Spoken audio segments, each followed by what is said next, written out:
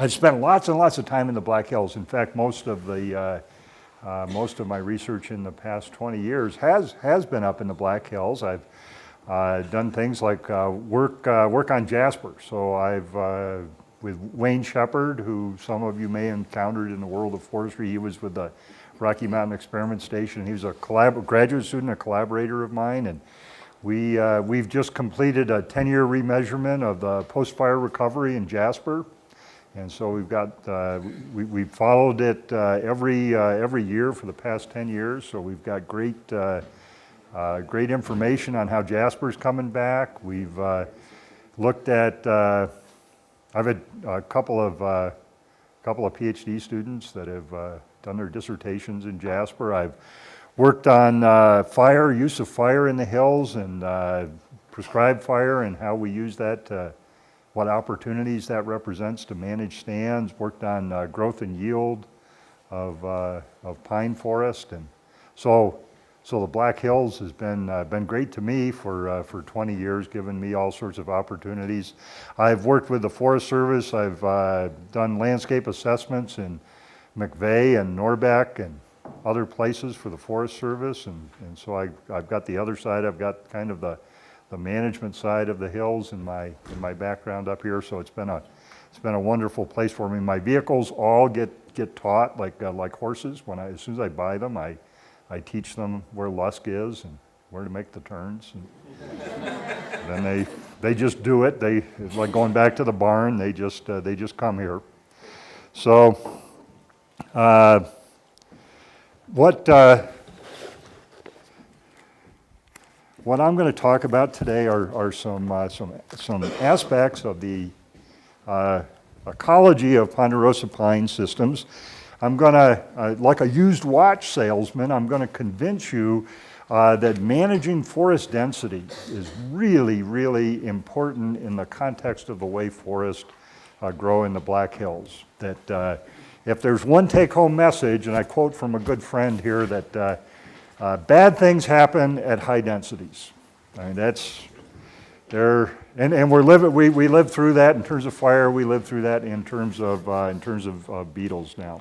So if there's one take-home message for trees, bad as far as living with trees in forest in close proximity, but bad things happen at high density.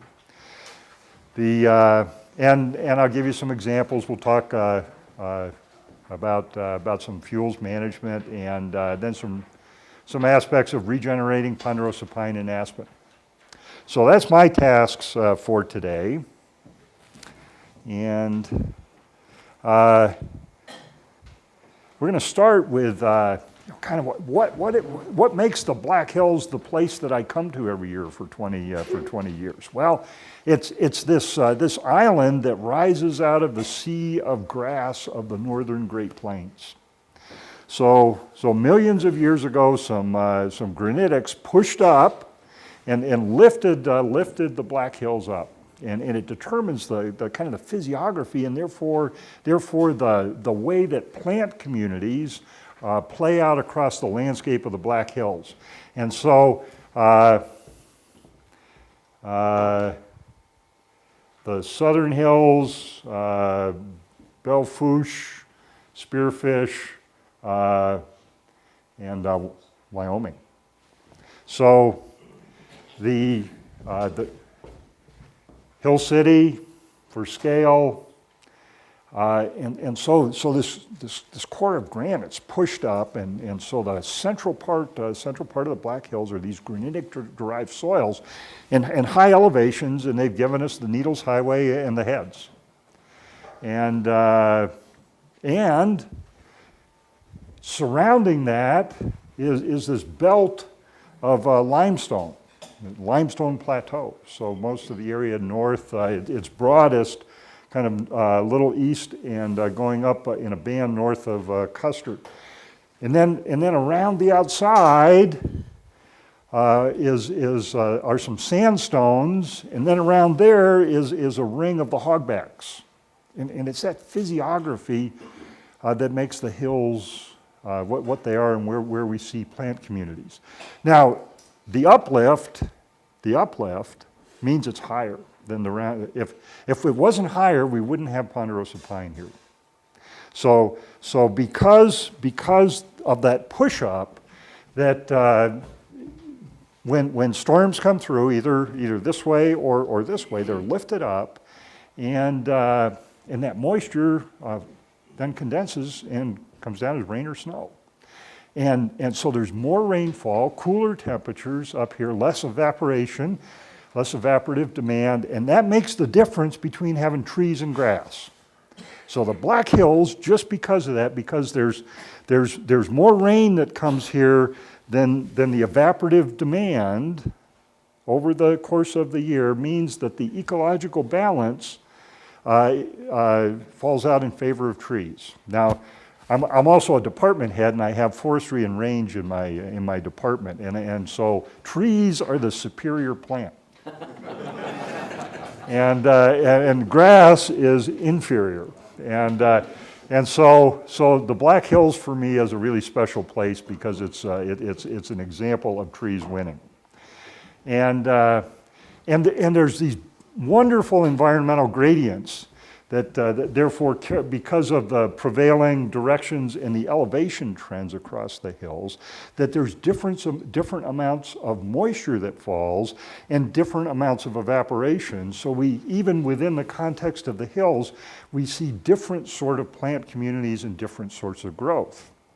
And so in general, as you go from the outside in, and from the south north, you get more moisture.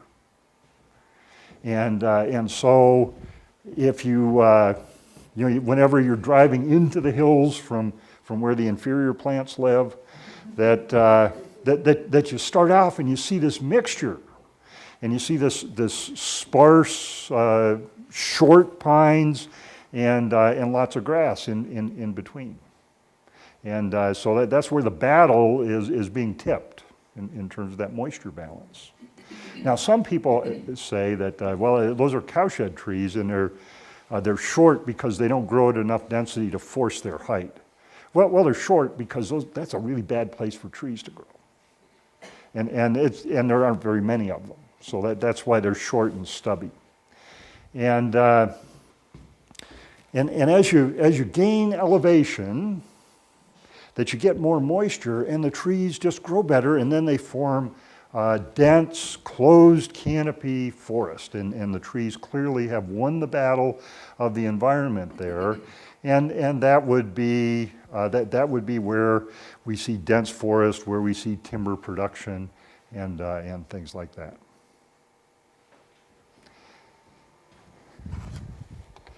So rainfall, kind of in this outer belt, is about 16 inches a year. When we get up north and at the higher elevations, it's about 29 inches a year.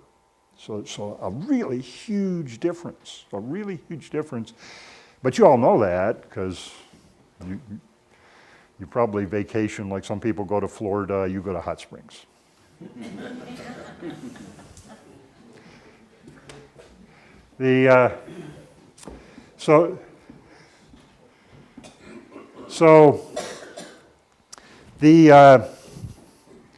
And the Black Hills is also neat because this was a refugia. This is a refuge for vegetation in past ice ages and climate changes. And so the vegetation that we have in the Black Hills is a mix of what comes from the south and what comes from the north. They both kind of got stranded here in the past. So Ponderosa pine comes from the south and the west, and species like spruce and birch are boreal species from Canada. And so this is and then understory the same way. We've got boreal species that really are characteristic of places way up north, and then species that are characteristic of Colorado and Arizona and places like that. And so these all got stranded here, and they've mixed and they've sorted out in some really pretty, from an ecological standpoint, some very neat plant communities.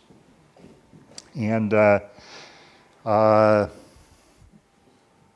so Ponderosa pine is the dominant tree species. So if you counted all the trees in the Black Hills, probably 90-some-odd% would be ponderosa pine trees. That dominates the landscape. But because there's all this variation in rainfall and soil types and things like that, that not all ponderosa pine is equal.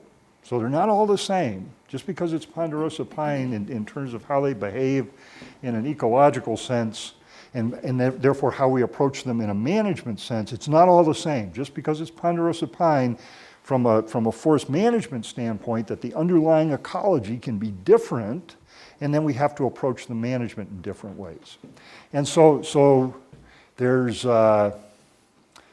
communities where we have ponderosa pine, and we might have something like bearberry, Arctostaphylos, in the understory. And on the kind of on the prairie fringe, this is a ponderosa pine overstory with a sedge, a sun sedge understory. And this would be ponderosa pine with juniper, common juniper as an understory that you can see on the limestone plateau a lot and out into the sandstones. And then up north, primarily, this would be ponderosa pine with bur oak in the understory. Now, first, what's in the understory tells us something about how wet it is, how productive it is, and it also tells us, gives us some insights in terms of what challenges we might face in terms of regeneration and things like that. So if a forester is looking at a piece of ground, this is what they're going to do. They're going to take this holistic view, and they're going to assess what the nature of the plant community is in both the overstory and the understory, and what that means in terms of the environment, how wet it is, how productive it is, how hard it is to get regenerated, how fast trees will grow, what sort of opportunities we might have, what sort of fire hazards would be represented by the different complex of communities. There's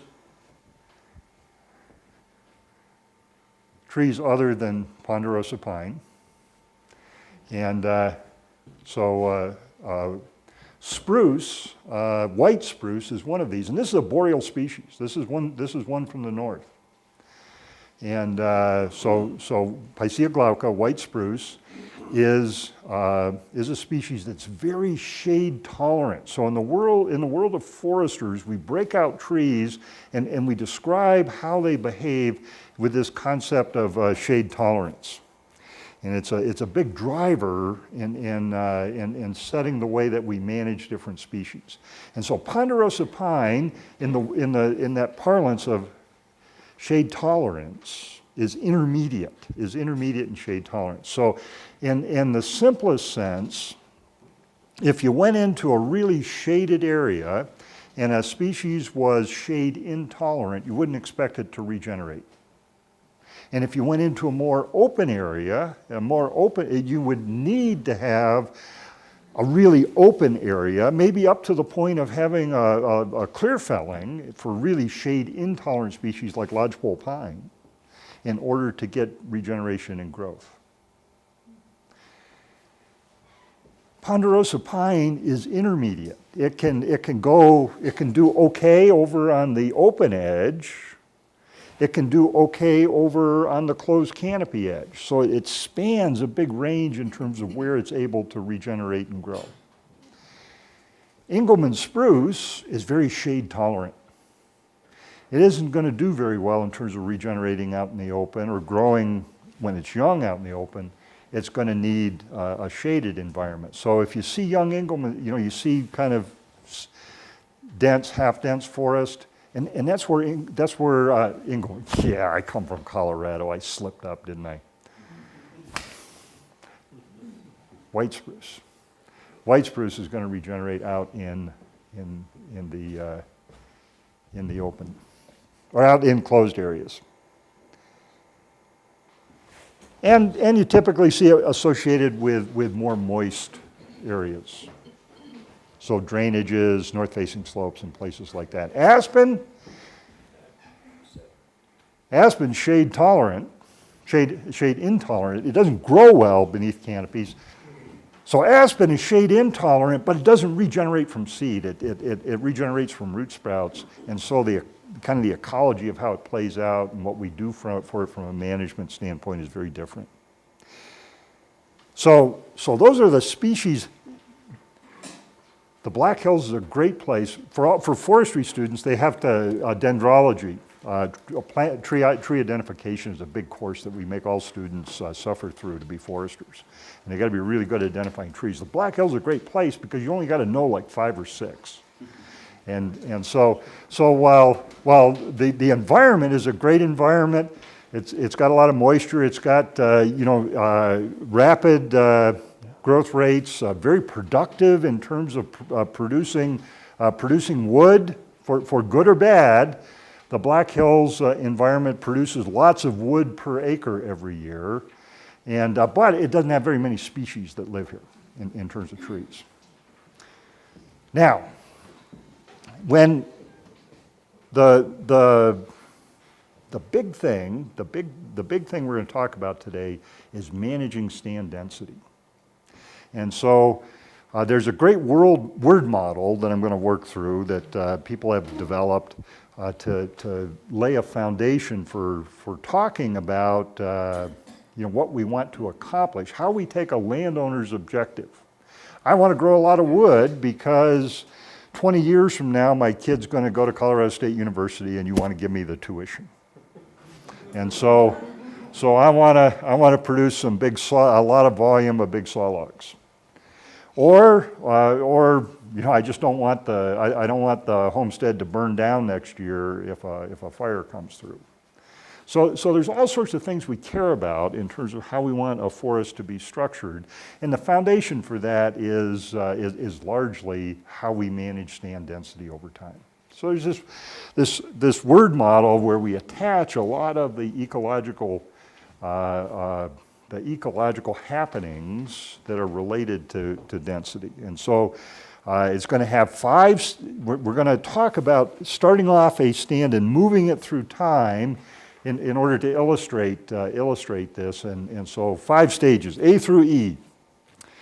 And so if we started out a stand of trees, and they were all really small, even if there were lots of them out there, because they were really small, that any one of those trees wouldn't know that it had a neighbor.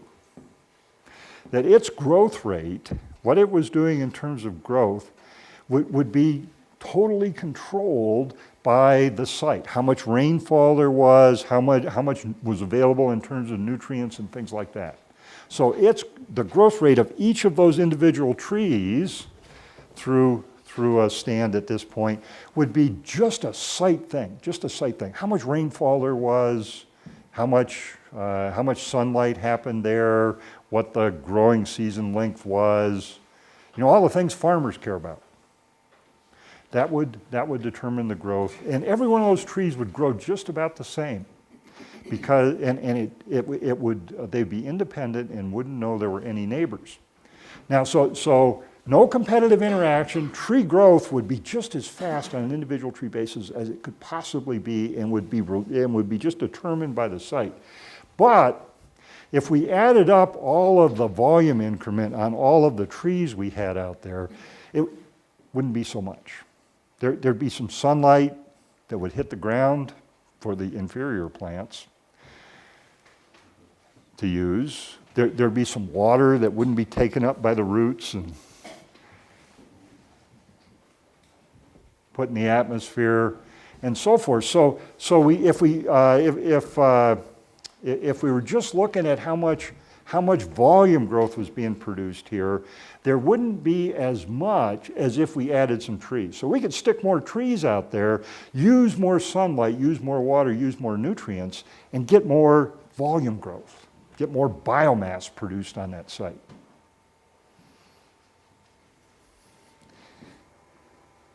So that's what a stand at this stage looks like. So there's lots and lots and lots of trees out there, but none of them know they have a neighbor. They're just growing just as fast as that site can make them grow. There'd be no sense to thin this because taking out some trees wouldn't cause any faster growth on the ones that remained. putting more trees out there would give us more growth. But the other thing that's going to give us more growth is letting them get bigger. So if we go away, we come back, and we've let them all get bigger, there's the same count we had before, but all that's happened is that all of them have gotten bigger. There's going to be this magic point where, given that combination of how many there are and how big they are, now they suddenly know they have a neighbor. Now, trees look slow and benign. They don't move. They just exist for their whole life. But they're vicious with respect to each other. That their competition is a huge deal with trees. With trees, you're either bigger and better than your neighbors, or you're dead. And so competition is a real driver in stand development.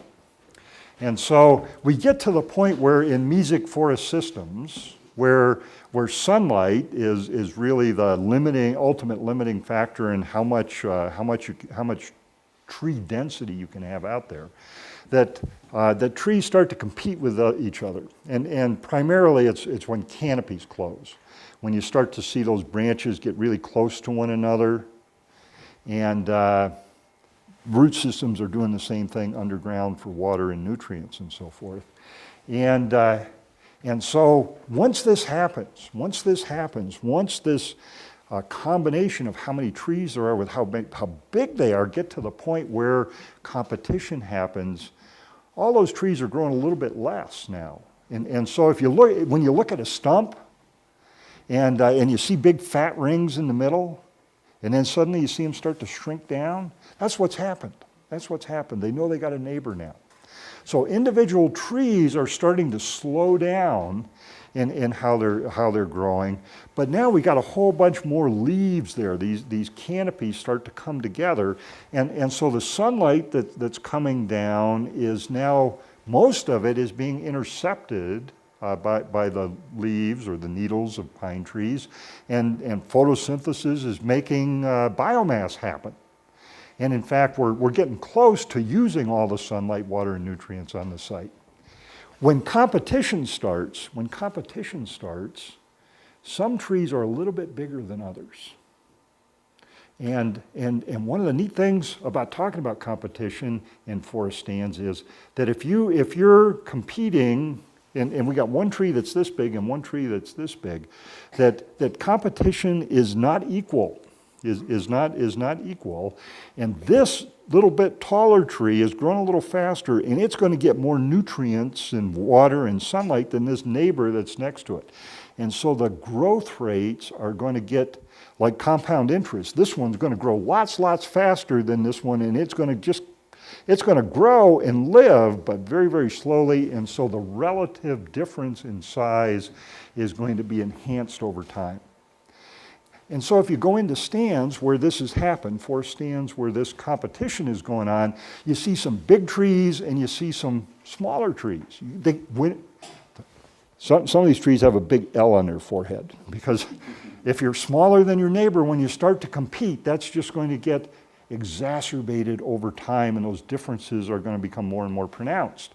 And this is going to be the foundation when we talk about thinning for picking winners and losers.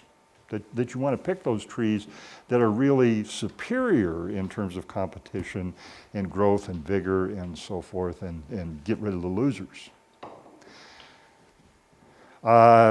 Stand growth is going to be, when we add up the growth on all the trees now, while they're all slowing down a little bit, when we add them all up, we're near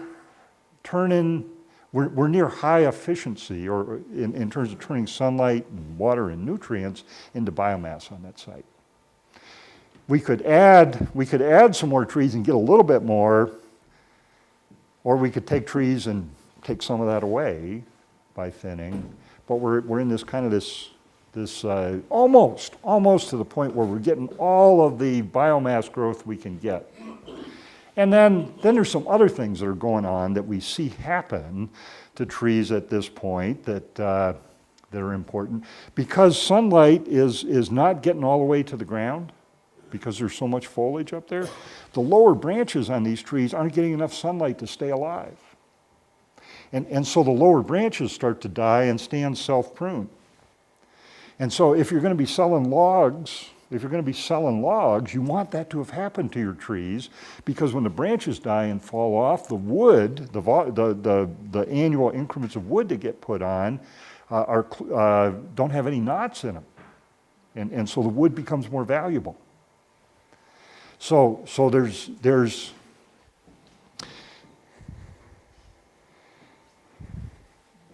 this idea of competition and its effect on trees is fundamental to the way and underlies these things that we want to accomplish. What we're going to do is we're going to manage the effect of competition by controlling density. And when we manage the effect of competition, the big deal is that trees are plastic with respect to competition. So they change what they look like depending on how much competition they grow under. Trees that grow under not so much competition have branches all the way down to the ground. And they're big, and so they get lots of knots. If you look at their stem form, they look like upside down ice cream cones. And so if you try to saw a log out of them, you kind of run out of wood, and you get in. And trees aren't square; they're round, but they also are skinnier at the top than at the bottom. And so trees that don't grow under a lot of competition tend to have a lot of taper to them and aren't as valuable for wood production. And certainly, and most importantly, the size of the rings. That the more competition there is for an individual on a tree, the more competition it grows under, the thinner those rings are, so the longer it takes to get big. So it's that idea that trees are plastic with respect to competition, and by modifying the density of a stand, we can control the outcome of how fast they get big, what they look like in terms of stem form and crowns and branches and all those kind of things, and then how much total volume increment, how much of the site production potential that we capture and turn into biomass. So when a forester looks at a stand to control density, all those things are going around in their head, and they're balancing those things out. So this is a stand that's just started competition. And you can see the start of these plastic effects, how trees respond to competition. And so these trees are skinnier than they could have been because they've been competing for a little bit. And the basal branches have started to prune up, even at this very small tree size, because they were so very, very dense. Now, we go away from this stand again, and we come back. There's still the same number of trees. There's still the same number of trees we started with at the beginning. All that's happened is that all of them have gotten bigger. Now, they haven't all gotten bigger at the same rate, because some of them had the L on their forehead and had bigger neighbors that were superior competitors and so forth. So there's a lot of size differentiation in the stand.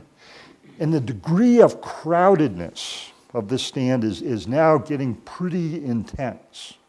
So when we're going to have to come up with, and where we're headed, is a way to numerically quantify this degree of crowdedness so that we can pick what's happening in stands in terms of the level of competition.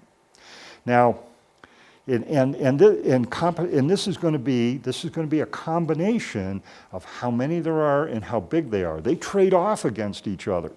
So if you're going to get in an elevator with the Rapid City T-ball team, and there were 12 kids from the T-ball team, it'd be a pretty comfortable ride up to the 12th floor of the Hilton.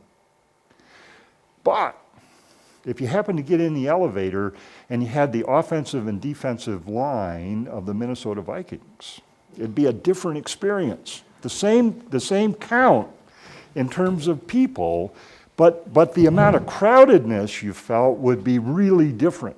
And your experience going up the elevator would be a bad one. So So what we're headed for here, this foundation, is that we're going to have to come up with something that takes both how many there are and how big they are together to tell us how much competition is in a stand and the nature of these ecological processes that are happening.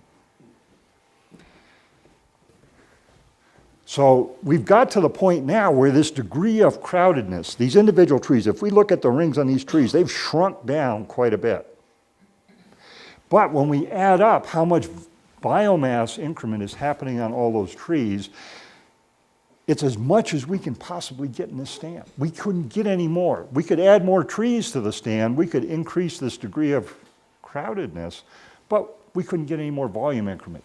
And that's because really what the biomass production of a stand is related to is how much sunlight is captured, is how many needles that we have and how they're displayed to capture sunlight, and how much of the soil volume we occupy with roots to pick up water and nutrients. And so now we've reached the point where we're getting all of that we can and turning it into, through photosynthesis, we're turning it in to fixed carbon, and it's happening on the stem of all the trees in the stand taken together as much as it possibly can.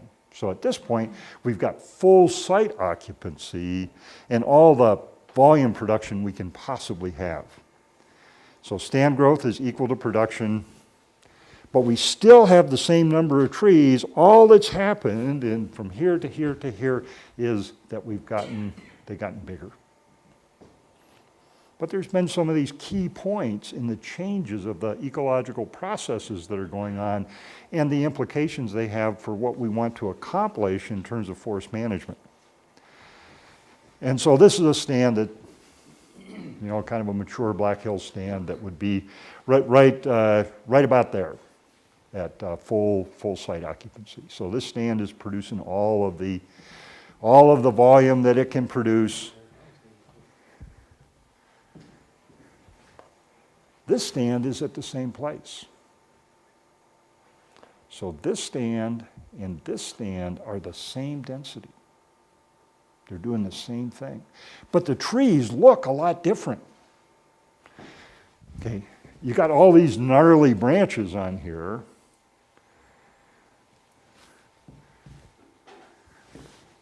Those trees just look, if a forester, if you were trying to sell these to a forester, God, look at all those gnarly knots and so forth. Because if you saw a board out of those, they're just going to have big darn black knots in them that are going to fall out. That's all shop grade wood. That's not value. That's not nearly as valuable per unit as these stems that have all of this clear wood in them and the nice stem form and so forth. Now what happened? Why did this happen? Well, these trees got here because earlier, and they're the same age, same site productivity. They're within a stone's throw of one another. These got here growing their youth, they spent their youth at higher density.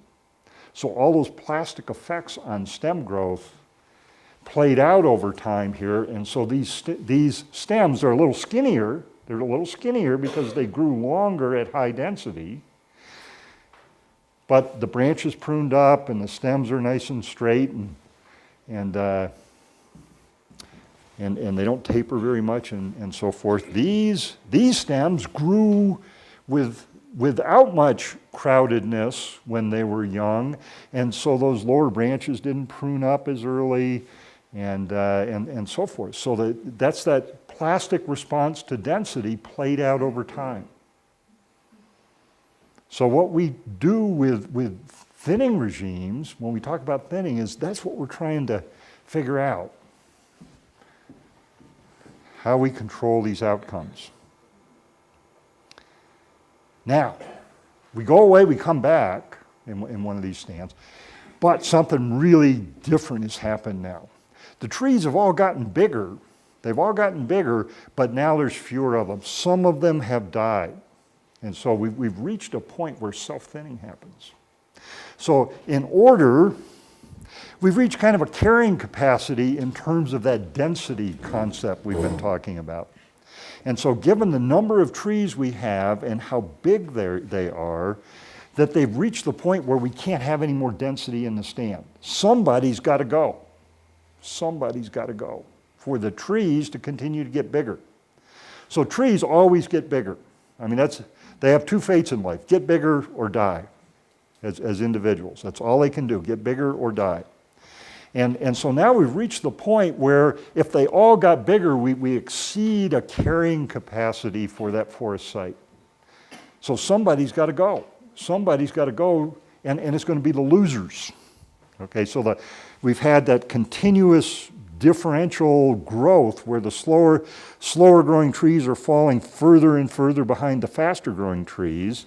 And so now we walk into one of these stands and we see, oh yeah, it's a dominant tree, really got a nice long crown on it, really looks vigorous, really healthy. And then we see these small suppressed trees that look sickly and so forth. Well, they're the ones that are going to die so that the other ones can go on and continue to get bigger. So self-thinning, and this is a really, really high density. Individual tree growth, those ringwits on these trees are really, really tiny at this point. We're still getting all the volume growth we can get in the stand, all the biomass growth, but now we go through from here and evermore for this stand to go from this year to next year to the year after. For the big trees to get bigger, the little trees are going to be dying to make room for them to get bigger.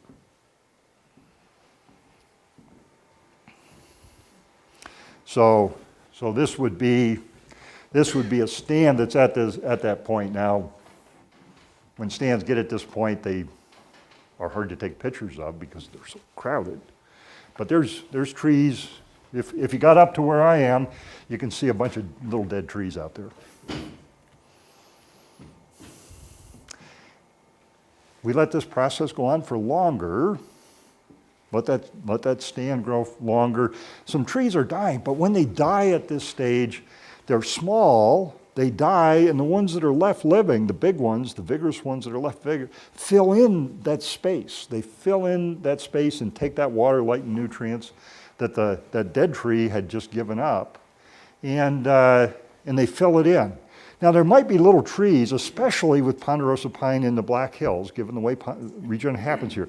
You can see little trees out there. You can even see trees get this big, but they look really spindly and sickly and so forth.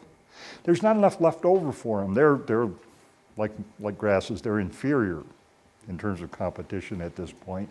And they can't grow up into the overstory because those big trees are superior competitors. But if things go on for a long time, some big trees, really big trees die at this point, and the trees around it can't grow. Their branches can't grow in to fill that canopy gap and grab up that available sunlight and so forth. And so sunlight's hitting the ground, and that regeneration then can grow up into the overstory. And that's where multi-age stands come from. So regeneration happens, it doesn't get shaded and crowded out, and it grows up into the overstory and new age classes come to be, and you have uneven age, multi-age, or uneven age stands. And Ponderosa pine here in the Black Hills used to probably be like that a lot. And fire was certainly part of the system that created that. So this is, this is a stand where, now this is human caused. So trees were cut in here at a big enough gap in order to produce an open enough environment, enough water, light, and nutrients available for new trees to happen and grow up. And this is another human-caused example of that. This is a shelter wood with a lot of regeneration. Yeah? Would you associate a timeline for us as far as those stages? That's a great question, but I'm going to go in a completely different way. Because each of those stages was a combination of how many trees there were and how big they were. It's totally our choice. There is no timeline because we can make it whatever we want. We could have 10 trees, we could have 50 trees, we can have 500 or 5,000 trees. And the time for each of those numbers of trees to get to those stages differs. And that's the basis for our choices of management. That's exactly what we do with management, is we choose what stage we want to be in and how fast we move to stage by how many trees we have. Great question. I got a related one. Seems like everything you've told us does not speak well for these areas they set aside to be a virgin forest and never to be touched, as far from a lumberman's point of view, in developing trees for lumber. Is that true? Absolutely.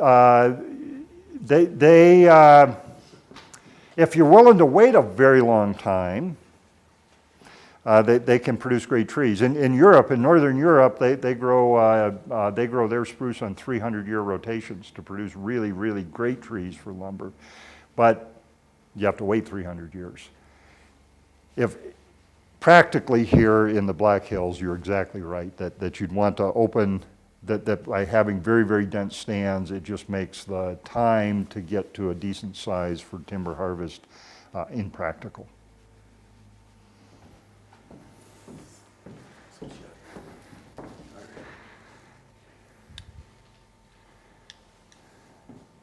I talk so fast, I wore the batteries out.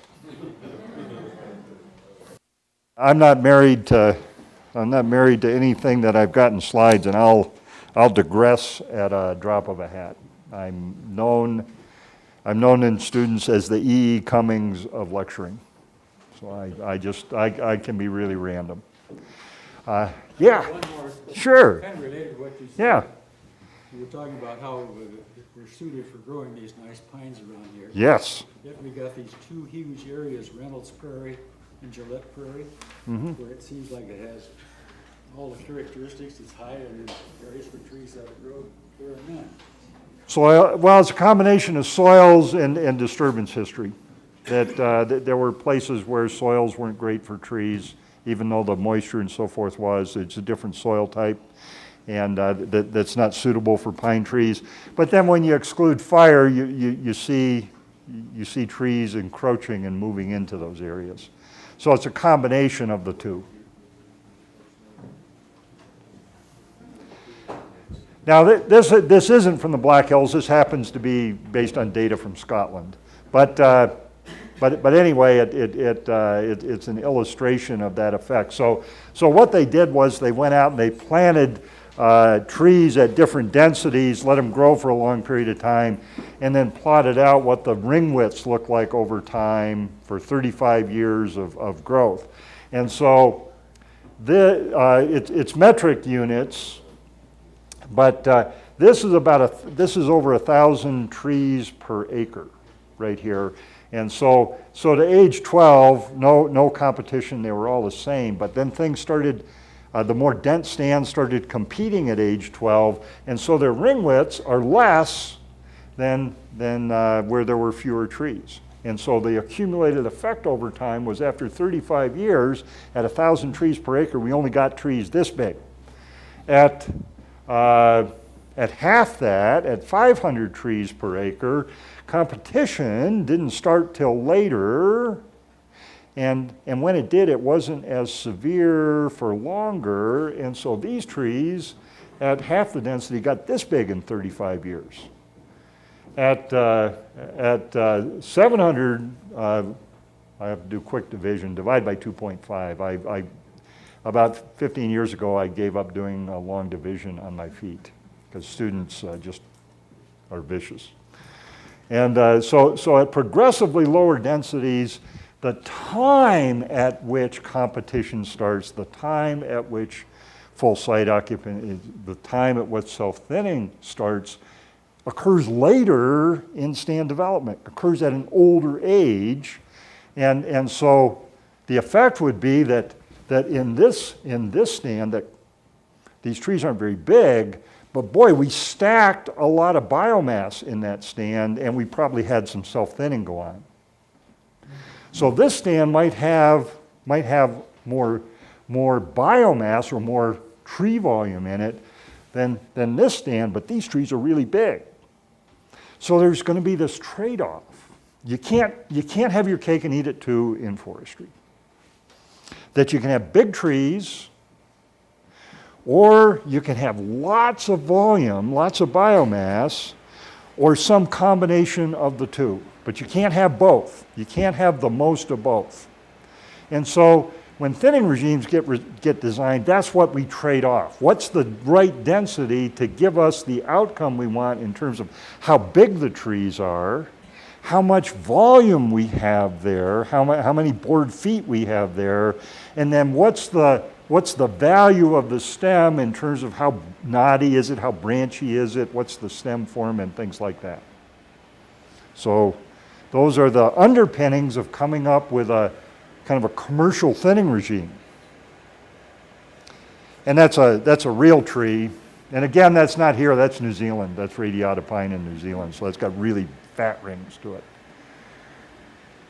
But so you can see it. So you can see those stages of development happen, and then you can see here that thinning happened. That we went in and we changed that structural stage. We changed it from full site occupancy with small rings to effectively open grown by taking out a bunch of trees.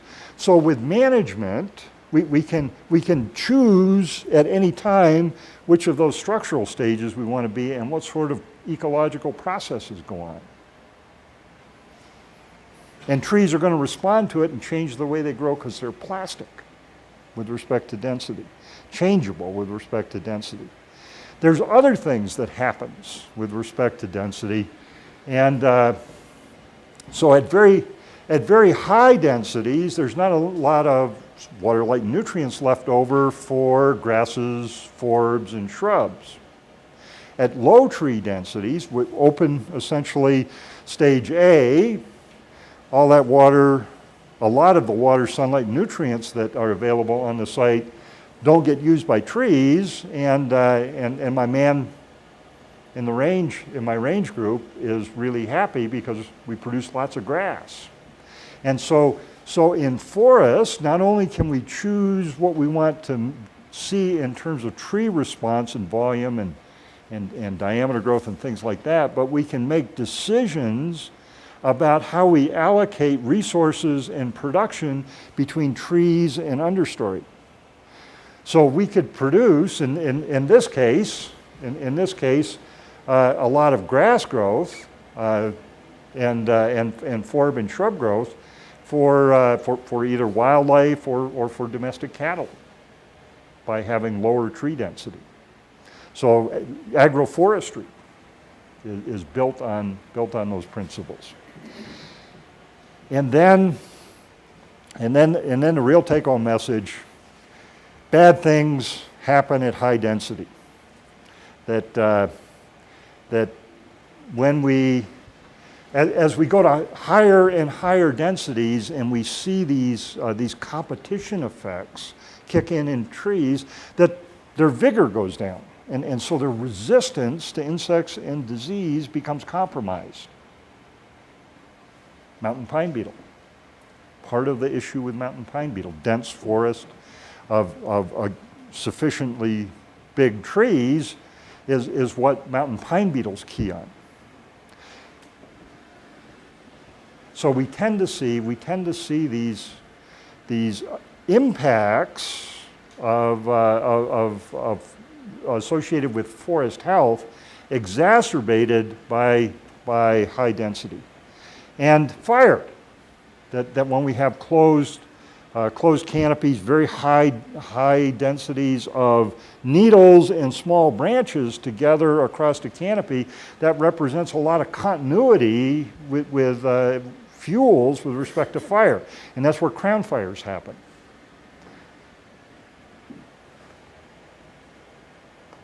So, how do we figure out, how do we take that combination of how many trees there are and how big they are and put that together in a way that we can talk about how dense the stand is, or how dense do we want it to be to get one of these outcomes that we want? For small trees, we just count them because size doesn't matter.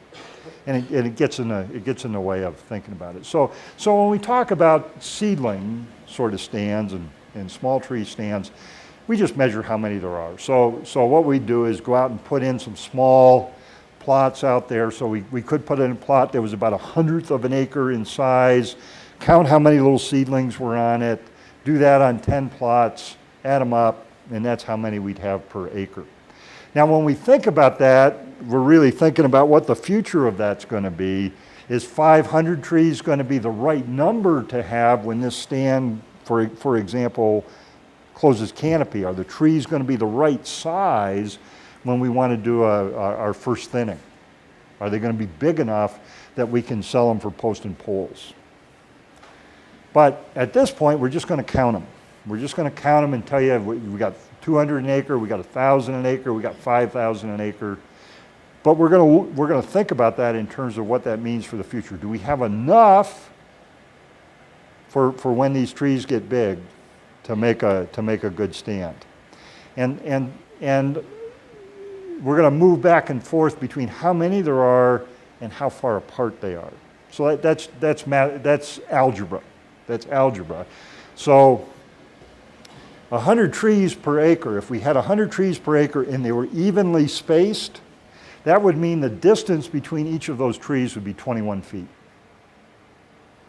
So when you think about, that in terms of thinnings and so forth, we walk back and forth between these two ways of expressing tree density. And they're just algebra between them. And so 435, if we wanted trees to be spaced 10 feet apart, that would mean we'd have 435 trees an acre. And if we wanted them 6 by 6. So often you'll hear people talk about thinning. We want 6 by 6. We want 12 by 12, 15, something. If we're going to shelter wood, we want them about 21 feet apart. And really that translates to a tree count.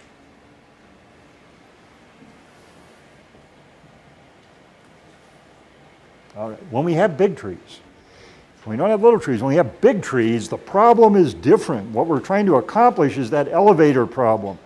We want to know if we're getting on an elevator with 12 people, is it the T-ball team or the Minnesota offensive line? Okay, because that's going to make a real difference. That's the key difference, being able to take those two and put them together in some way. So we have a lot of small trees, relatively. These are two mature stands of Ponderosa pine. There's a big number of tree count here per acre, but they're not so big. There's not so many trees here, but they're really big. So what's the difference in the density of these two populations of trees? So putting that together, how many there are and how big they are together in one package, in one number, is what we've got to do.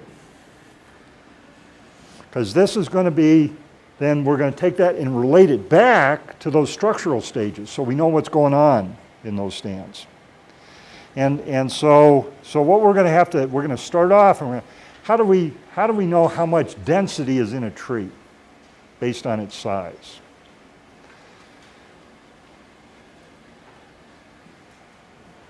So fundamentally, for one of these trees, how much density does that mean relative to one of these trees? We want to come up, first of all, with this tree-to-tree comparison. That is this tree worth 2 of these trees, 4 of these trees, 6 of these trees? What's the rate of exchange based on tree size in terms of what that means in terms of competition and crowdedness? Yes? Can you go back to that slide you were just on? Yeah. And this may sound silly, No. but that tree that you were just pointing to, Yeah. if you wanted to have that one grow, because you knew you were going to be harvesting that other one that you've been pointing to, but you can see that the competition isn't there, so the self-pruning isn't going to happen. Yeah. And that's the way it's appearing to me. Could you not help the tree by pruning it? You know what I'm saying? Yeah. You can, and and there are lots of places now, because we used to get clear wood from old trees, and old trees aren't so available to cut anymore. And so pruning is becoming much more common to do that at an early age, to cut these lower branches off so that the wood that's produced doesn't have branches in it and therefore doesn't create knots. Exactly, yeah. And if at home, that'd be a great thing to do. For the Forest Service, probably not so much. But if I had a woodlot in my back 40 here in the hills, I'd be out pruning because I enjoy that kind of stuff. Aspen, as opposed to Ponderosa pine, does not come from seed. It is not seeds that make new aspens here in any significant or real number. Aspen does produce viable seed. Absolutely, the seed that aspen produces is viable. And if you took it in your house and you put it in a pot and you treated it right, it would produce a little aspen. But it just doesn't, outside that the conditions under which aspen seeds become aspen seedlings, the environmental conditions that make that happen don't exist here in a way that makes that a reliable or significant producer of new aspens. So that's the western part. Now in Canada and up in the Midwest, it's different. Aspen does come from seed there, as well as from rootsuckers, but not here, not so much. Where new aspens primarily come from is the roots of old aspen. So the root systems of existing aspen, the root systems of aspen tend to be concentrated very near the surface of the soil. And roots that are maybe half the diameter of my little finger or so have buds all along them. And when conditions are right, these buds, like a bud on a branch of a tree, these buds burst and new aspen happen. And so this is an aspen that's connected to an old root. So there was a bud here at a node on this root very near the surface, and when things were right, this bud burst and this new aspen stem happened. Now the conditions that make this right are first, it's a temperature thing, it's a temperature sunlight thing. And so these buds burst when there's heat in the soil from the sun. So a closed forest canopy is a bad place for these sprouts to happen. The other thing that has to happen is that the sprouting is suppressed by a chemical balance in a plant. So as long as the top of an aspen root system is there and alive, and it's auxins and gibberellins for those that care. But the top of the plant produces one and the roots produce another, and as long as the top is there, that the action of the one produced by the root is suppressed. You cut the top away, or fire kills the top, and you're not producing the auxin anymore, and then the gibberellin kicks in and causes the sprouting to happen. So to get new aspen, you got to take the tops away. You got to kill the old ones to get the new ones. Most of the time. Now sometimes you'll see existing clones where you get a little sprouting, but if you want to see a lot of sprouting, you got to take the tops off to get this process to go on. And then you got to take the canopy off to get enough heat to promote it. So this is Jasper. And so a lot of places in Jasper, the fire burned through aspen. And aspen has a very, very thin bark, and just a little bit of fire heat whacks it. And they don't survive fire at all. And so these stems are all dead. This is a year after Jasper burn. And these stems are, every one of them is dead, and that's the response that happened. Now, you could go there today and you may or may not see aspen because the cows came back to Jasper very soon. Pardon? The cows came back to Jasper very, very quickly after it burned. And so there's a lot of places where this happened that you won't see aspen today. Now, others will tell you it was the elk, but. Because it rained? Pardon? Because it rained?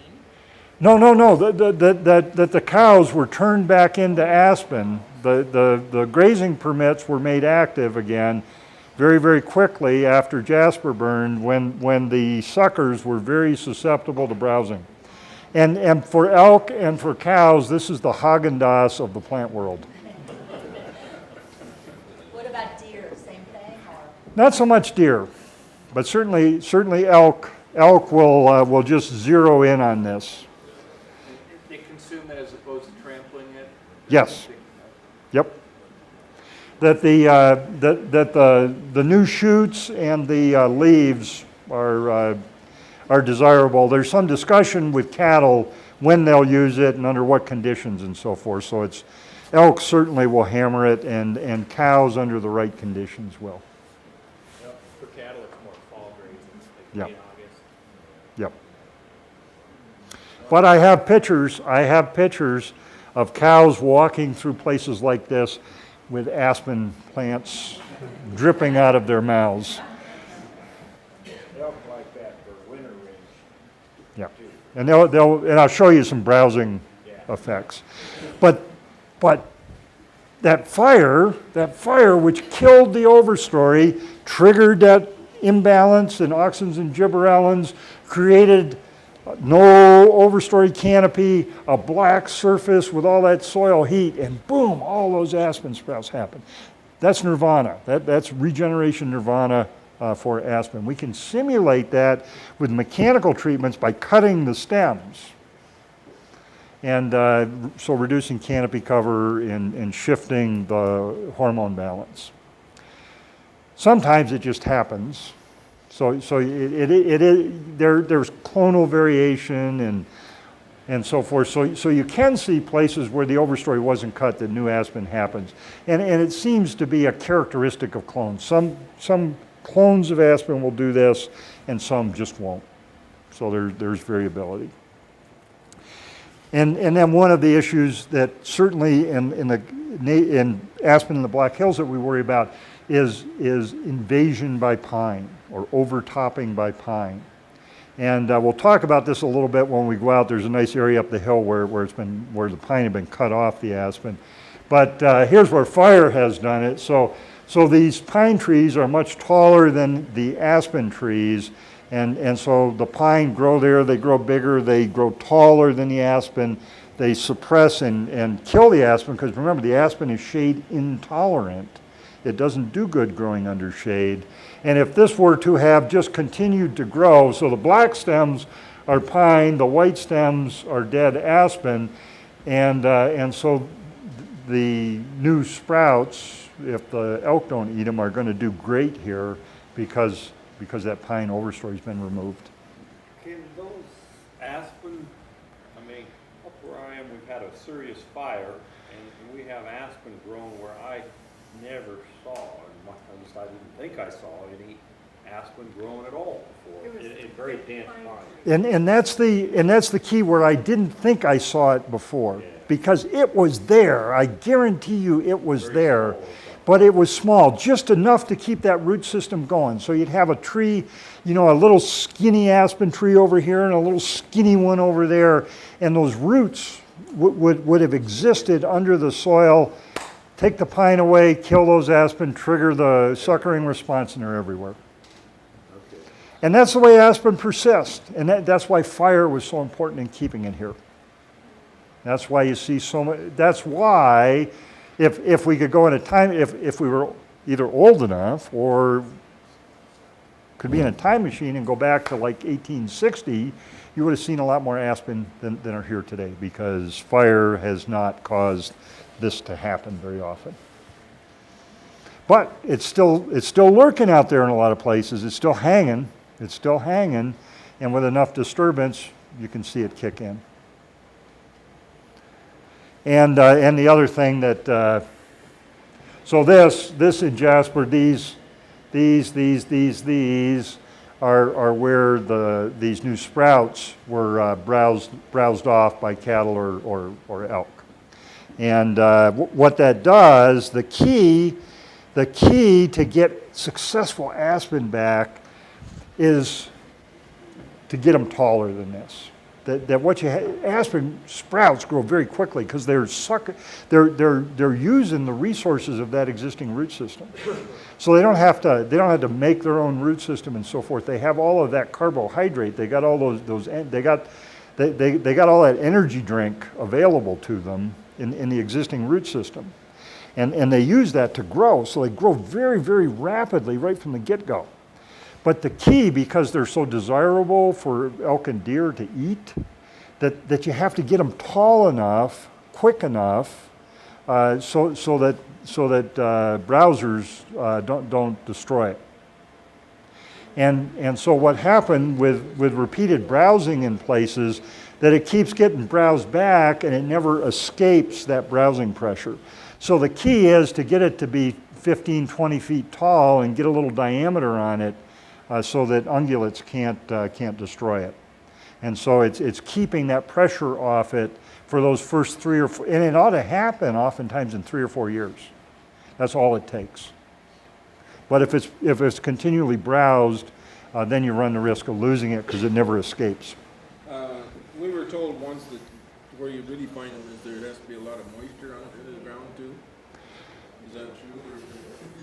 Well, you tend to see them in places like that because that's where they've regenerated at some point and formed the root system. But you also find them on uplands like this. This is almost a ridgetop situation. So they are where they are. Aspen is one of those things, wherever it got established, it's going to persist by this suckering. So it's not really, you often find them, at the bases of valleys in wetter areas, because those would be good conditions for it to have germinated sometime in the past. But also you just find it wherever it happened to have got a foothold. Then what you said about the browsing, I know of a spot where they're, I suppose, close to 15, 20 feet, and then you look at them, and they're all trimmed up the same height underneath where the animals are supposed to be. In trimming them for them. Yep. So it's really strange to look at. and as you get more and more elk in the Black Hills, you're going to have less and less aspen. That's been the trade-off across the West. You need to kill all of the older trees in order to get No, regeneration? no. What would be a number, 80% or 60%? Yeah, a bunch. More is better. But you roll the dice. If you do it, if you take them all, you better grow them up to escape browsing pressure, because that root system will eventually die off if you don't. So it's a roll of the dice. If you do it, and you take them all, you got to be successful. If you leave some living, you can keep the root system alive. So it's one of those trade-offs in life. Why would you want to get new ones? Pardon? Why would you want to cut off the old ones to get new ones? Oh, because that's the only way you can. And because the old ones aspen is one. There are a couple of different life strategies of trees. There are trees that are like the tortoise and the hare, and they just keep plodding. They live to an old age, but they just move slow their whole life. And then there are the hares among trees, the James Dean, And they live fast and die young. And aspen is a James Dean of trees. It lives fast and it dies young. And so they kind of get decrepit. Pine will live to be 200-300 years old. And aspen, 50, 60 years old, and it's in senescence. So you have to turn aspen clones over to keep them. It's kind of a contradiction, but you got to kill them to keep them.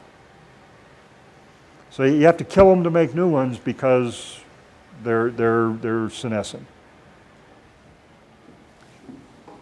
So are sheep and goats same problem with browsing aspen?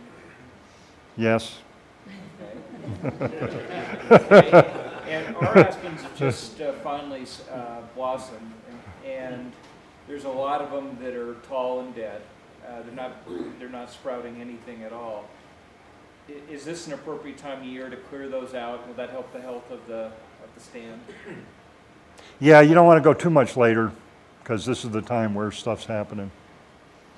Because it's a carbohydrate storage and utilization thing. So they during the growing season while they have leaves on them, they're making carbohydrates and storing it in the root system. And then in the spring, those carbohydrates are translocated back up either to make new leaves or to create new suckers. Well, is that true even when the tree has no signs of life on it? No, then it's gone. Yeah, and you got stored carbohydrate in the root system, and you better turn that stored carbohydrate into new suckers that get above the browsing before it's gone. All right. My experience with aspen's been a little different. I've had to thin the little aspen and maybe an 8-inch diameter aspen. Seems like whenever I cut the things, they look great on the outside, but they're hollow on the inside. Yeah. And kind of black on the inside. Yeah. Does that reflect the fact that the overstories in the pine or? No. Aspen, and live fast and die young. A big part of that is that it's susceptible to just about every disease there is amongst trees. That you look, you walk through the forest and you kind of look at an aspen like that, and it gets a disease and dies. And so that's an example of a stem rot disease that would be an aspen. It just is really, really sensitive.